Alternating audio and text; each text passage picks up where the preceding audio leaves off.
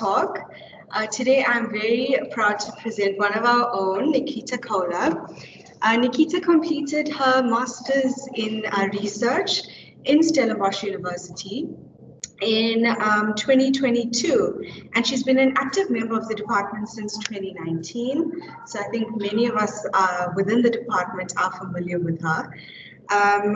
She is currently a PhD student whose focus is on social psychology, a field she holds immense passion for, I'm told.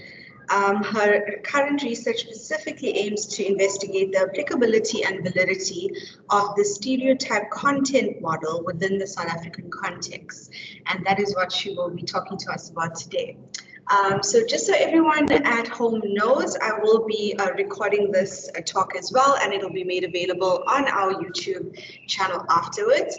If I can ask everyone just to reserve questions and comments for the end as well. There will definitely be time for that. And yeah, let's hand over to Nikita. Sure. Good afternoon, everyone. It's nice to see you all in person and see some little icons virtually. Thank you very much for attending today. I really appreciate it. As Ms. Naidu said, I'm very passionate about social psychology and specifically about the stereotype content model, which I will discuss with you today. So the research that I am going to be presenting, sorry, can I minimize this? Yes, you can. Thanks. The research that I'm going to be presenting today, I completed for the completion of my master's degree. So the data was collected in 2021, and I'm being supervised by Prof. Herman Swart. So this is something that we did together for the completion of my master's degree. So what did I intend to do with the research? I don't know if I can just scroll it. Nope. Side. Okay, great. Thank you. So what did I aim to do, or what did we aim to do with this particular research? We started off by aiming to test the stereotype content model within the South African context. Secondly, we wanted to demonstrate a novel approach to the naming of stereotype content model clusters. And lastly, we explored attitude generalization across social groups along a similarity gradient within the stereotype content model framework. So for those of you that know me, you have probably heard me mention the stereotype content model on multiple occasions, but I assume that not many people outside of the realm of social psychology know what the stereotype content model is. So I'm going to start off by giving a short breakdown of the basic principles of the stereotype content model. So the stereotype content model, or the SCM, is a classification system that focuses on the systematic kinds of impressions that people form. It posits that stereotypes are based on two fundamental dimensions of person perception. The notion of two fundamental dimensions within person perception research is something that has been supported by decades worth of research, specifically starting with the work on central and peripheral traits that was presented by Solomon Asch. So to give more of a look at what the dimensions warmth and competence mean, or the traits that are housed within the dimensions of warmth and competence, warmth specifically focuses on traits such as things like friendliness, sociability, morality. In general, it has a positive intention, or the traits seem to signify a positive intention of the group that you would be looking at. In comparison, competence traits, or the dimension of competence, refers to traits that are things like your capability or your intelligence. So warmth and competence are said to be dimensions that have arisen from biological necessity or evolutionary necessity, that when we are interacting with a group for the first time, first we need to try and understand, what is this group's intention towards me? Are they intending to harm or help me? Are they a friend or a foe? Once we know the group's intentions towards us, then we are able to turn our focus to the competence of this group. So how competent or how capable would this group be of enacting those intentions towards me? So the stereotype content model moves past the notion of of a univalent stereotype and provides us with the idea of an ambivalent stereotype. So a univalent stereotype refers to the fact that if someone is rated on either dimension, when they are rated on warmth and competence in a univalent way, both warmth and competence would be considered in the same direction. So warmth would be considered high, at the same time, competence would be considered high. In the same vein, if someone was considered low on warmth, the univalent stereotype would mean that they would also be considered low on competence.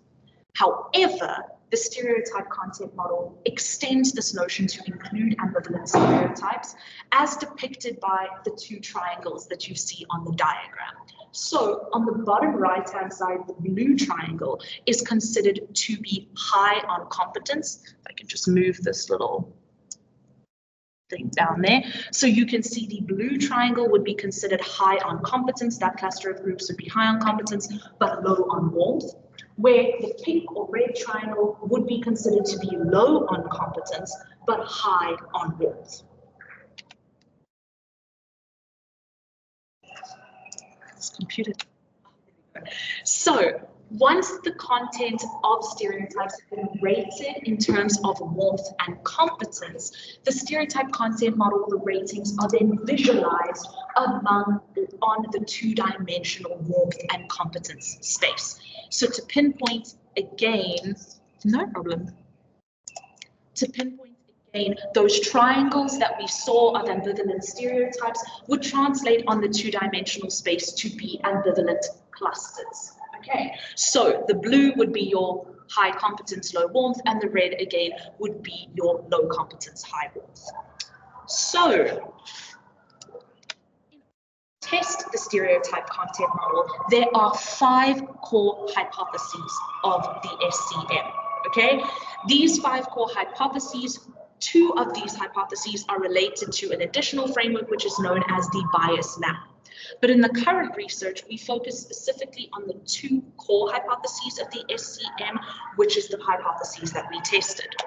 The first being that social groups can be meaningfully located within the stereotype content model space. And the second, that at least some social groups, if not all, will be rated ambivalently.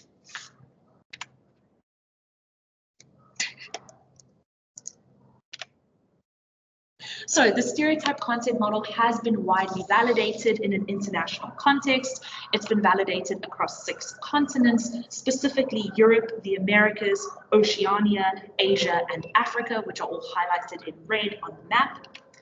However, when we start to look at the stereotype content model in South Africa, there is only one set of data that was collected in the South African context, and this was collected by Quadrant and colleagues in 2013. However, as you will see on the slides, that the data has been presented in 2 other papers presented by different authors. However, they did not collect new South African data. They simply reused or reanalyzed the original stereotype content model South African data created by Quadrant and colleagues.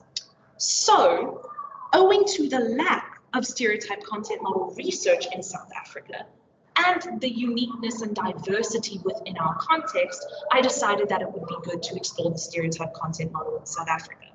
Additionally, the current data on South African stereotypes in relation to this model missed out some very valuable information. Specifically, they did not include any sample demographics about the South African sample, and they did not identify which target groups the South African sample would have rated on warmth and competence. So, to focus in now on the study that we conducted. Our sample, we used a sample of 640 white South African Stellenbosch University students who rated 15 social groups on the dimensions of warmth and competence. They rated the dimensions of warmth and competence using 4 items. 2 items measured warmth, specifically the items of warm and friendly, and 2 items were used to measure competence, specifically the items of competence and capability, or as it's mentioned there, capable.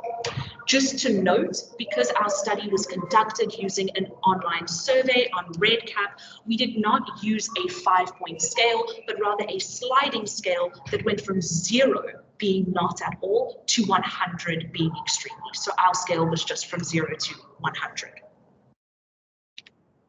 15 social groups that were chosen as target groups within this study were based specifically on their relevance to the South African context or to South African society, but also to their prior use in international research. It was very important that we had social groups that were deemed prominent or relevant in South Africa, groups that would provide us with unique information about the South African context, but also groups that were comparable to international research. The preliminary analyses that we conducted focused on an exploratory factor analysis, which indicated that the warmth and competence items did load onto 2 separate factors for most of the social groups that we tested. A bit louder, sure. For those groups where this was not evident, the items measuring warmth and competence dimensions respectively were more strongly correlated for the items measuring the same dimension rather than items measuring opposing dimensions. The items were therefore averaged to create warmth and competence scores for each social group. In order to investigate hypothesis 1, the main analyses were conducted. And they comprised, firstly, of the mean warmth and competence scores being plotted on the 2-dimensional SCM space. Now, the varying placements of these different groups within the 2-dimensional SCM space indicates to us that participants did use perceived warmth and competence stereotypes to differentiate between these different social groups. Thus, the dimensions of warmth and competence can be used to meaningfully locate social groups within the stereotype content model framework, which offers us support for the first hypothesis. Moving on to hypothesis 2, that at least some social groups will be rated ambivalently. In order to investigate this hypothesis, the structure of the 2-dimensional stereotype content model space needs to be explored in a bit more detail. And this was done using 4 specific steps. The first of which focused on locating clusters and placing groups into clusters. So step 1A, firstly, we needed to identify the number of clusters that was most appropriate for us to use within this model. So I used hierarchical cluster analysis in order to identify that 4 clusters was the most appropriate number of clusters. Secondly, k-means cluster analyses were used in order to identify which social groups should be located within each cluster. And this resulted in the 4 clusters that you now see on the screen, the green, blue, red, and purple clusters, which is how I will refer to them going forward.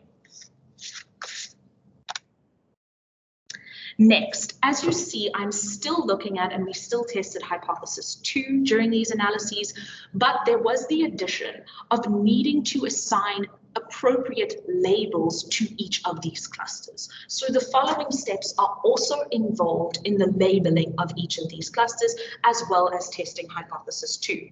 So the first test that we did was using a paired samples t-test in order to determine whether the cluster centers, denoted on the diagram here as the stars in the middle of the clusters, we wanted to see whether the cluster center scores for warmth and competence were significantly different from each other. And this was done in order to determine whether or not the entire cluster could be considered ambivalent. Okay, so as I mentioned, the t-test compared the cluster center scores for warmth and competence for each of those. So if the scores were significantly different, let me just move this again. If the scores were significantly different between the warmth and competence cluster center scores, as you can see in the table that they were significantly different for each cluster, what this means is that the cluster is then rated ambivalently. So in this study, all 4 clusters were rated ambivalently. I know that the hypothesis says at least some social groups will be rated ambivalently, and we have specifically looked at clusters here.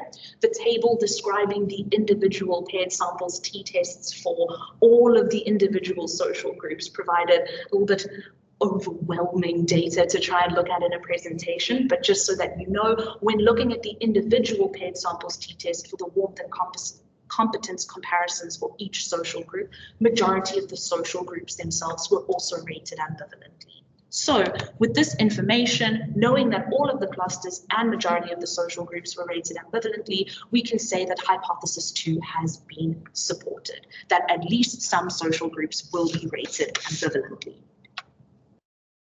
Now, moving on to our next step, we are wanting to be able to assess the similarities and differences between cluster center scores, and this is a key aspect involved in cluster labeling. So in order to do this, independent samples t-tests were run. As you can see by the tables, the independent samples t-tests were run separately for the cluster center score of warmth and the cluster center score of competence. For each cluster, comparisons of the warmth and competence dimensions were shown to be significantly different. So clusters were all different on their cluster center score for warmth and different for their cluster center score for competence. Now, in previous SCM literature, the independent sample t-test has been seen as sufficient or enough to come up with appropriate labels for clusters. However, we felt that further information was required in order to correctly provide labels for each cluster. So we thus added an additional fourth step to the process, which comprised a one samples t-test where warmth and competence were compared to the scale midpoint. As I mentioned, the scale went from 0 to 100, so the scale midpoint is now depicted here as 50. So as we can see, the two-dimensional SCM space is already divided into low and high, okay? But when it comes to the naming of clusters, we found that it was imperative to have a slightly more nuanced view of what the terms low and high mean, and to provide an indication of what would be considered high versus extremely high, or low versus extremely low. Okay, for the purposes of this research, they were labeled as high or high, or low, but that just means extremely high or extremely low. So when conducting the one sample t-test, what we were looking for was to see if the scores differed significantly from the scale midpoint. So if the scores were significantly different from the scale midpoint, either higher or lower, that was then labeled as extremely high or extremely low. If the cluster center was just higher or lower than the scale midpoint, it was labeled as high or low. And if the cluster center was the same as the scale midpoint, it was labeled as medium. And using this additional step, we were able to successfully distinguish between more nuanced clusters, nuanced cluster labels. Yeah. So the results that I have demonstrated to you, let me move this again.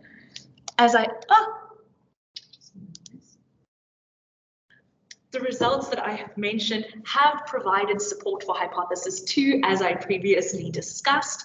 But what is also interesting to note is that there is a distinction between the layout or the cluster layout within the South African dataset in comparison to the international dataset.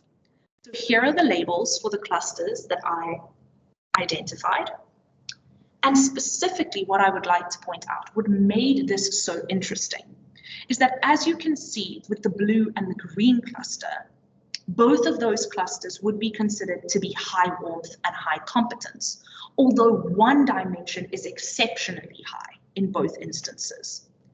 Both of the cluster centers were located within the high warmth, high competence quadrant of the stereotype content model.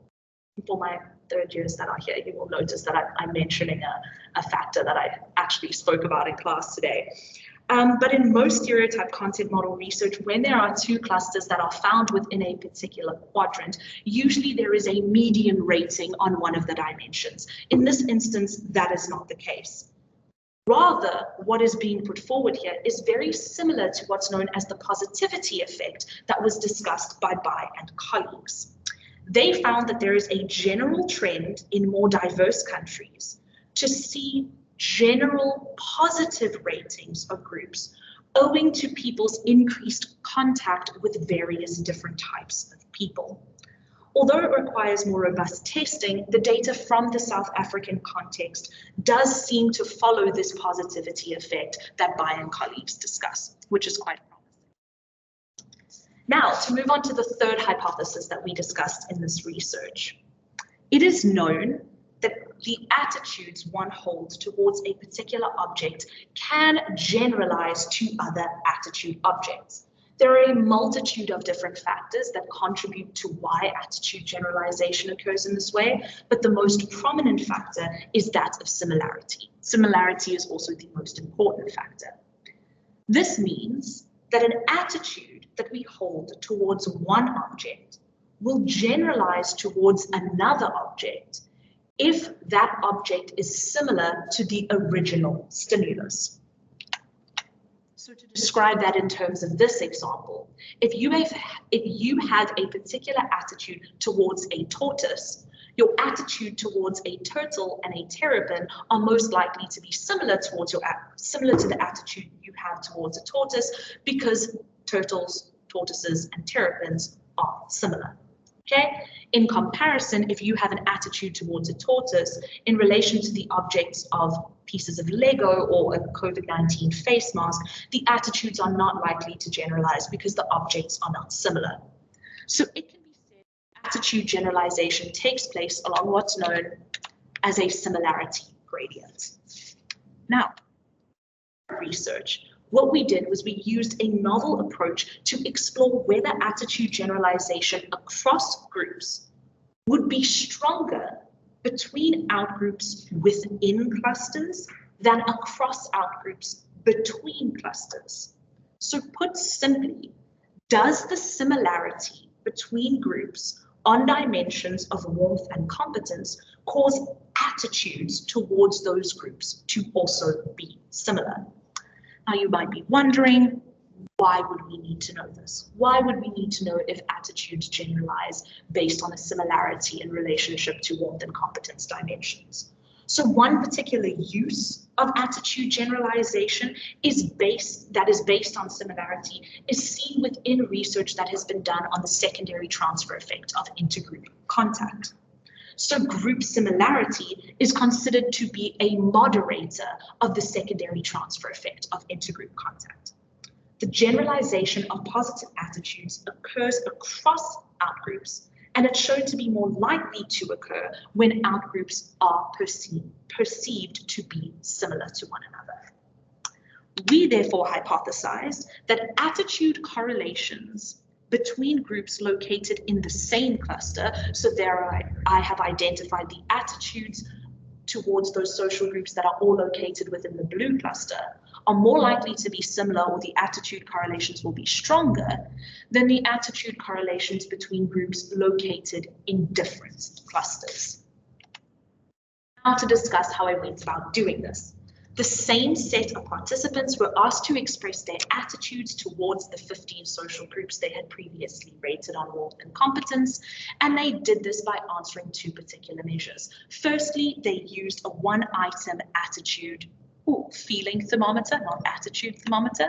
And secondly, they used or rated 4 items on an abbreviated version of the general evaluation scale, which contains bipolar adjective pairs. The reliability of these measures was confirmed by an exploratory factor analysis, and therefore we used a composite score or an average score of all 5 attitude items as the attitude score for each participant towards each social group. The main analyses were conducted using 5 steps. Firstly, we calculated the bivariate attitude correlations between each of the 15 social groups that the participants rated. Secondly, we calculated the mean within cluster score, or the mean R within cluster correlation score of attitudes. So it is the average size of the within cluster attitude correlations that was calculated and is depicted in the last line of the table. Thirdly, the average size now of the between cluster attitude correlations, or as we have labeled it, the mean R between, was calculated for each cluster, which is now also depicted in the table. Fourthly, Fisher's Z transformation was used to transform the mean R within and mean R between scores into a Z score. Now the Z scores are presented on the table after the transformation. And for the fifth and final step, we compared the transformed Z within and Z between scores to one another to test to see if there was a significant difference between the size of intra or within cluster attitude correlations and inter or between cluster attitude correlations. So to describe what we saw by specifically looking at the table, to start off with the green cluster, what you will see is that the Z score for the attitude correlations within the cluster was not significantly bigger or stronger than the between attitude correlation score between the blue and the green cluster, okay? The same was then seen when starting with looking at the blue cluster, that the within cluster attitude correlation compared to the between cluster attitude correlation was not significantly different, okay? Compared to when we looked at the red cluster, also just to add the additional information, we did not do a within cluster attitude correlation for the purple cluster as it only contained one social group. So when looking at the red cluster, there was a significant difference and the within cluster attitude correlation was far stronger than the between cluster attitude correlations. So what does this mean for our hypothesis? Well, the hypothesis was not supported. Okay, it can clearly be seen, owing to the insignificant difference between the blue and green clusters, that the similarity gradient was not a function of SEM clusters. But when we consider the fact that the cluster centers for the blue and green clusters were both located in the high warmth, high competence SEM quadrant, it is clearer to see that the similarity gradient is not a function of SEM clusters, but rather a function of SEM quadrants, which offers a new and exciting avenue for attitude generalization research. So, to conclude what our study provided, firstly, we presented and aimed to present a very limited support for the stereotype content model within the South African context, and we did show support to the two core hypotheses of the SEM that I discussed with you. We also demonstrated a novel approach to the refinement of cluster labeling. In this instance, it was specifically ambivalent clusters that we labeled, but we did provide a description of a novel approach. And we provided a description of unique cluster compositions because of the South African context. So some of the interesting factors that I noted within the cluster composition specifically mainly focuses on the idea of reference groups and specifically in-groups. So what we often see with the stereotype content model is that an in-group will be located in the high warmth, high competence cluster. But in this instance, there are two high warmth, high competence clusters. So what we had to do was specifically look for where the in-group was located. And in this instance, owing to the participants being white South African students, the in-group of white South Africans is located within the high warmth, extremely high competence center of the cluster. Okay.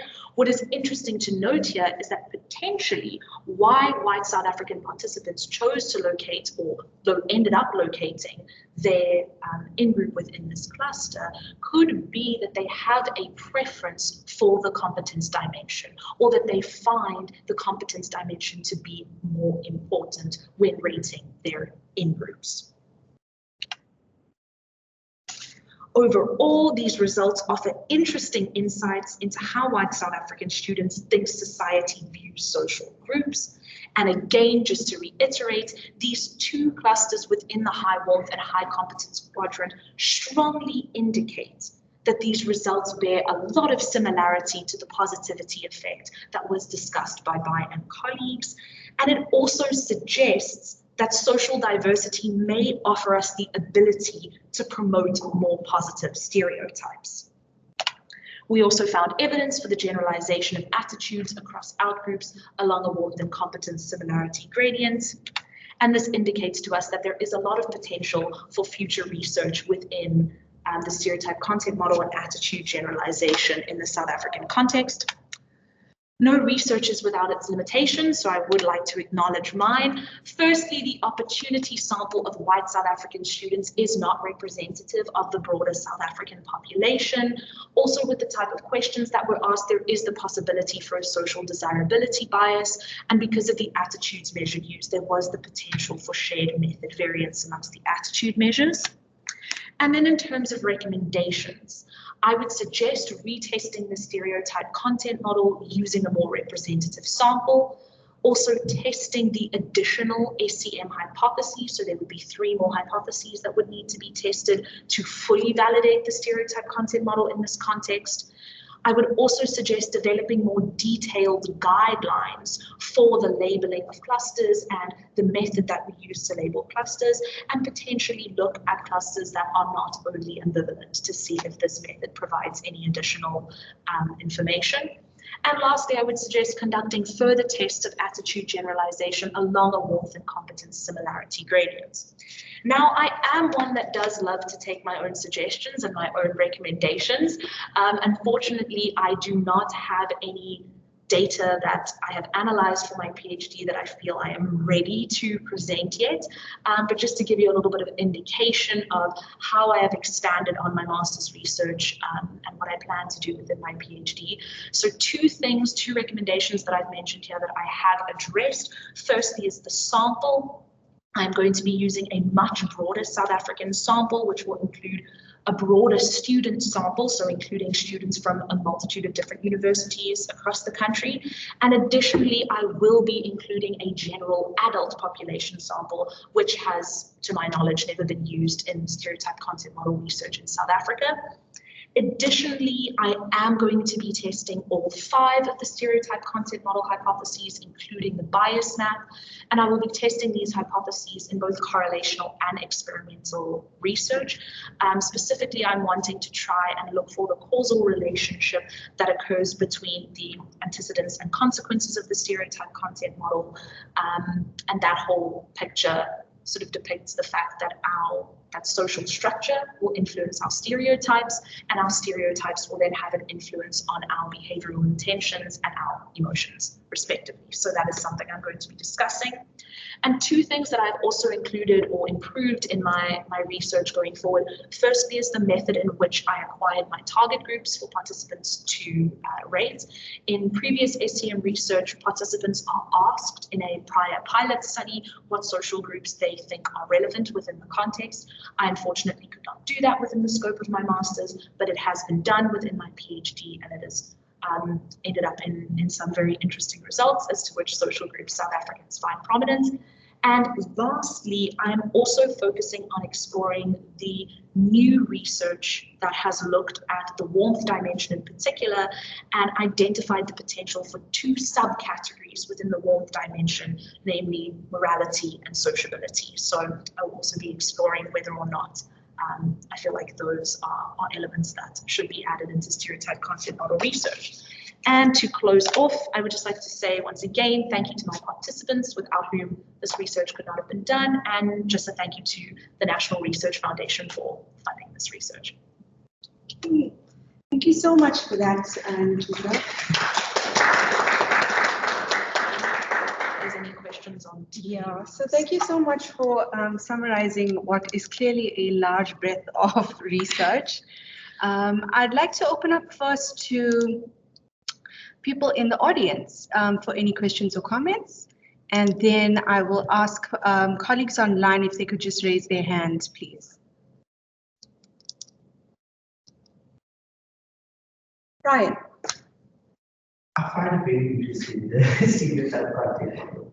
I wanted to check, I think you might have mentioned something, but I may have misheard also. Is the research into what is informing where people place or rate different social groups according to their competence? Yes, so that specifically looks at, I didn't have a depiction of it in the presentation because I didn't touch on it in my master's, but there is a beautiful diagram that I could show you that looks at the antecedents and then the consequences of stereotypes. And specifically the research has focused on social structure, which looks at elements of competition and status. So depending on a group's status within society and how competitive you feel that group is specifically in relation to resources, that will inform stereotypes or ratings on warmth and competence. Will that be part of your PhD as well? Yes, that will be, yes. So hopefully we'll have more information about that for you. I think I saw another hand somewhere. Go. I think what interested me the most is that you had the ambivalent ratings as well. Yes. Can you explain a bit more about how that works? Because there's obviously like very obvious clusters on high warmth, high confidence, low confidence. Yes. Like so what scores are you used to assess like that ambivalence? Like looking at the graph, I was struggling to see that where. Can I go back to the graph and see which one? So we had Jump ahead.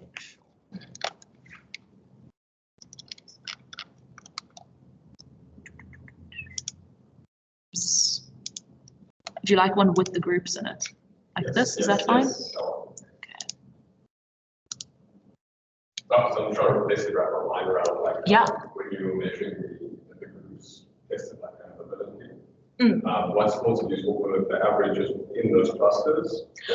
Okay, yes. So when I was measuring the particular groups, whether the particular groups were rated ambivalently, it is done in the same way as, let me see here.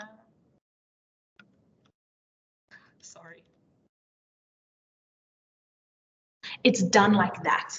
Okay, so this is how I measured ambivalence for the cluster centers, and essentially I created a cluster center which was an average warmth score within that cluster and an average competence score within that cluster, and then did a paired samples t-test on that to check if they were significantly different.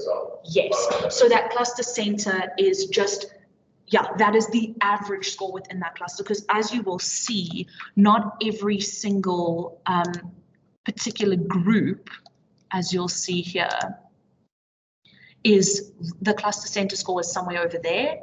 And so there are groups that tend to sort of spread out, but the cluster center score is what we used for ambivalence. And then essentially I tested all of the individual groups and the cluster center in the same way with the paired samples t-test.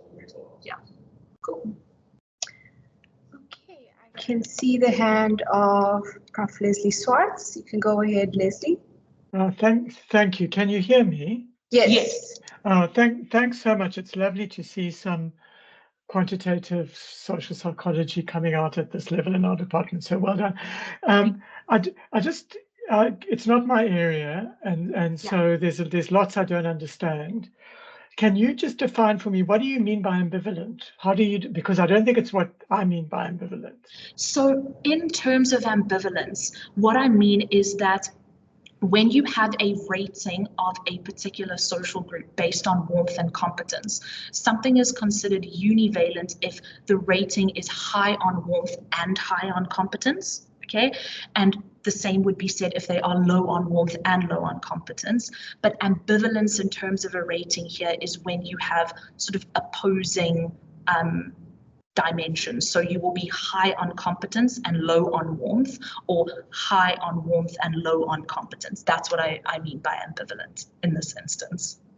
And it seems rather kind of counterintuitive. It seems like it doesn't make a lot of sense, but we often use ambivalence in order to justify things like social status or jobs or the kind of positions people hold in society. So yeah, it's quite interesting.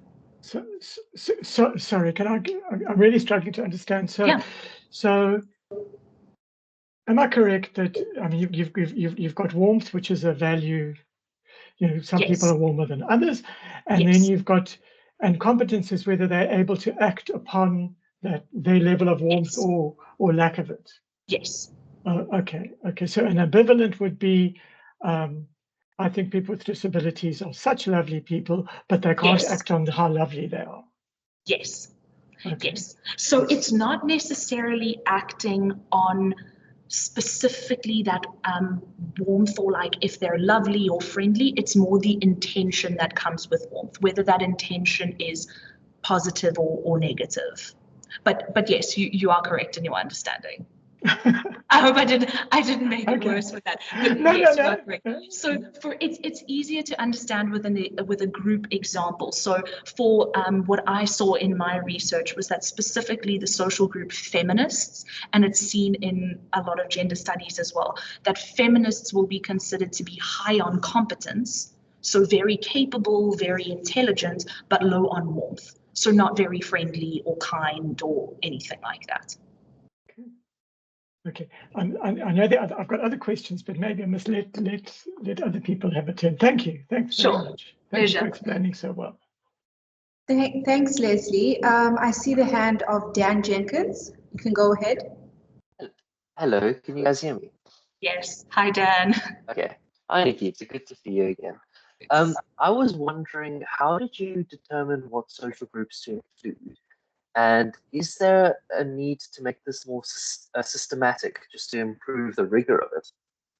I mean, as I mentioned, so when I decided on what social groups to use, I used what I like to call a hybrid method.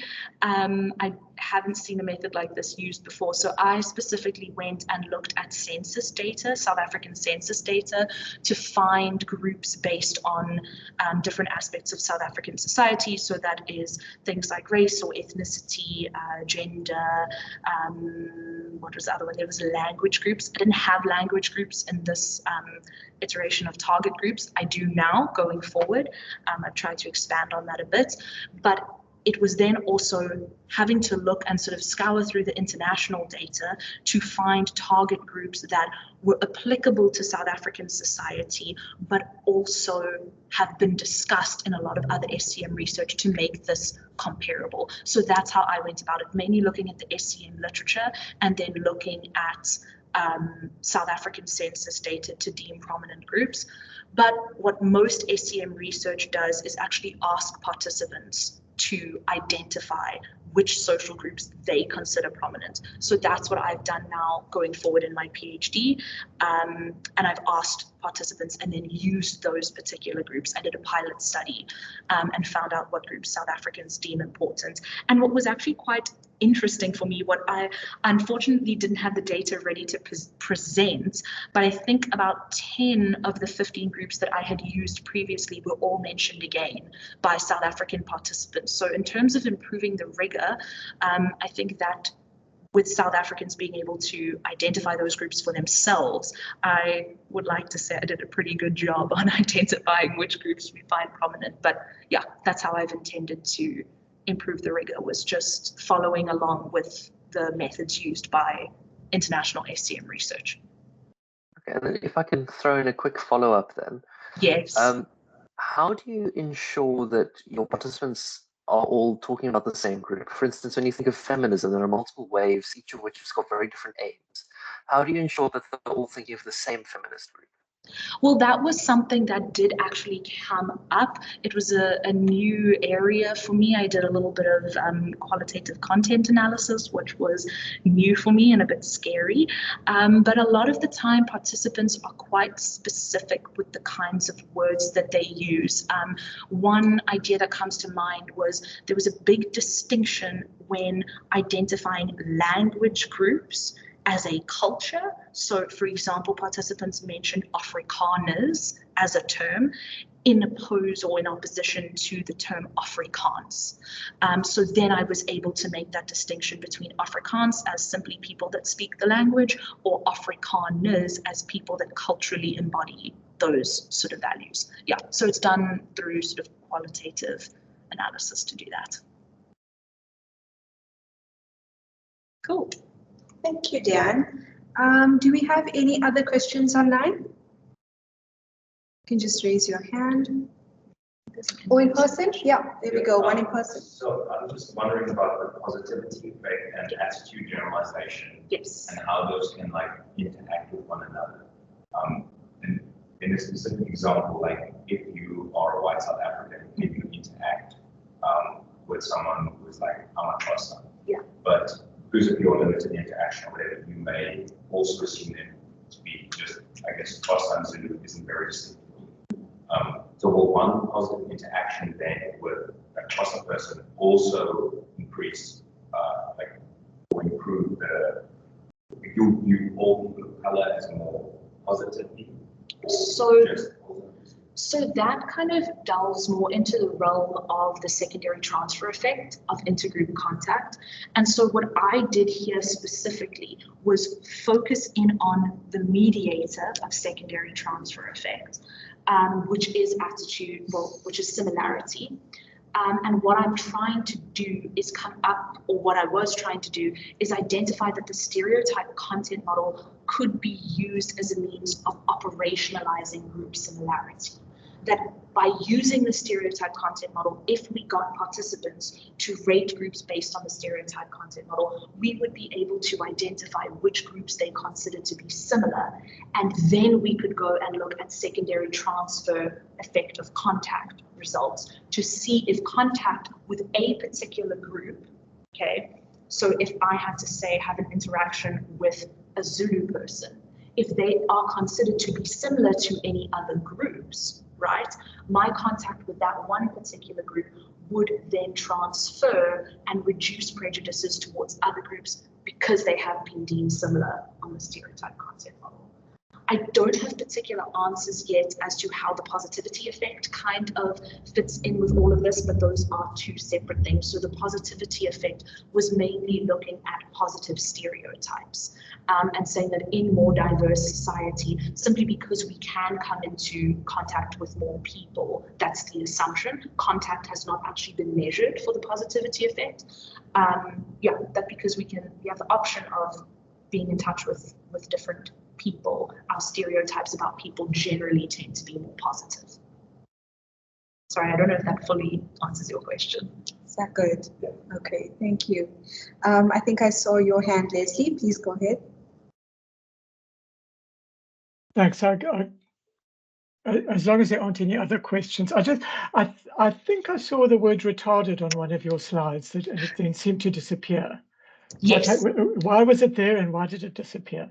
So it was there as I took that image out of a previous SEM research work. I actually, now that I'm thinking about it, I'm not sure if I had the little, when I used the work in the papers that I've written, there is a little caption underneath that I indicate that this is not a word that I endorse or have used in my research at all. That is from prior SEM research. I think it was done in the original validation of the stereotype content model in 1999 or 2002 in one of those papers. So that's why that word was there, and it disappeared because I just put it up as a diagram from prior research to indicate how the stereotype content model is displayed.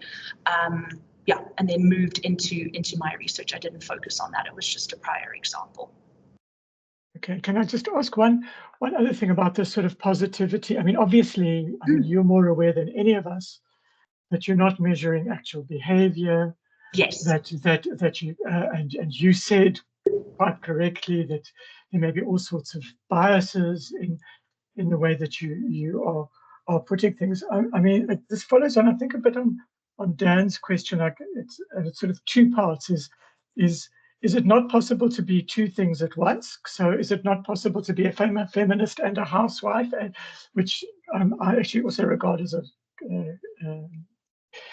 a problematic term. But also in relation to this thing about positivity, I don't know if you're familiar with, there's a growing literature on what's called toxic positivity. I'm familiar with it. I know the term. I haven't delved much into the research though.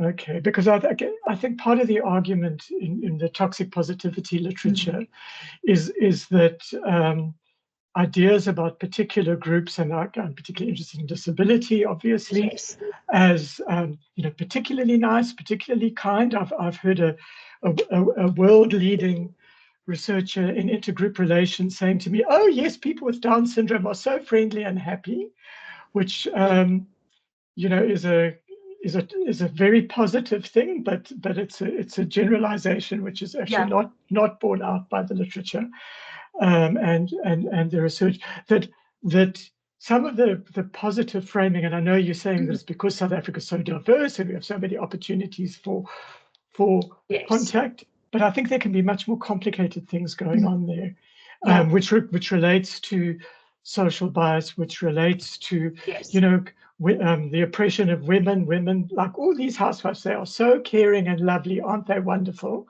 Which is actually a way of oppressing people.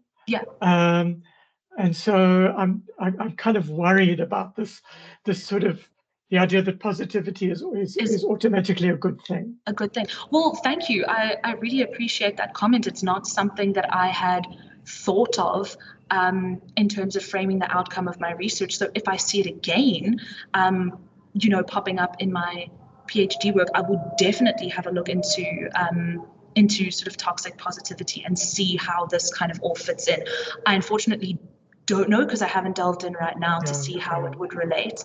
But I know it was one of the things I was concerned about, specifically that in this master's research that I did, by focusing only on white South African participants, that this could have been an element of trying to be politically correct or trying to make your views seem better than what they were, which I didn't delve into in this presentation, but it is mentioned in kind of the masters that I wrote and in the articles that I'm hoping to get published from this. Well, I'm sure you'll publish a lot from this, but I mean, it's a bit sad, isn't it, that there are these sort of, this is not about you or anything, it's just sort of a comment from an old white man, just that we have all of the, we've got these research traditions and we just don't know about one another, and that's sad. So I suppose that's why we should thank Sheena for having the colloquium. So thanks very much. Thank you very much. Thank you for your suggestions. I appreciate them. Thank you, Leslie. Anyone else with a burning question? No. Anyone online? Okay, great.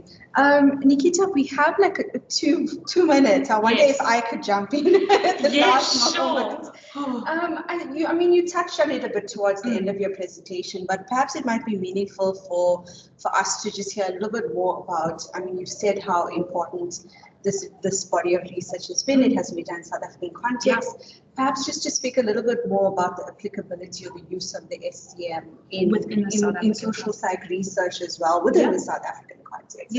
How do you see it being used? How do you imagine it to be used and taken further? So, I mean, as I've mentioned, one of the ways in which I would love to use it is to improve research into intergroup contact, because that is something that directly focuses on reducing social prejudices, which is something I would love to do.